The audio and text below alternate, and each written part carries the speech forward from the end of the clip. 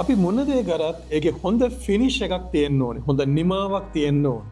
ඉතින් ගෙයක් හදනකොටත් ඒ දේ අනිවාර්යයි. ඔයාගේ ගෙදර හරියටම ෆිනිෂ් කරගන්නේ කොහොමද? පළවෙනිම දේ ඔයාගේ කපරාදුව නීට් එකටම කරගන්න.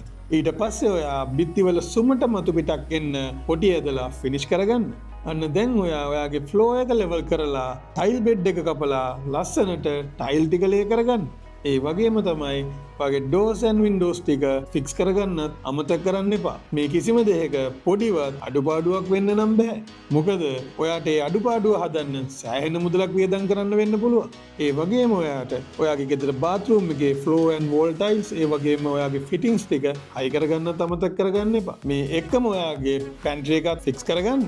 ඒ වගේම ඔයාගේ ඉලෙක්ට්‍රිකල් ෆිටින්ග්ස් ටික හයි කරද්දී ඒ වගේ පෙනුම විතරක් නෙවෙයි ඒ වගේ ප්‍රමිතිය ගැන හොඳට හිතන්න.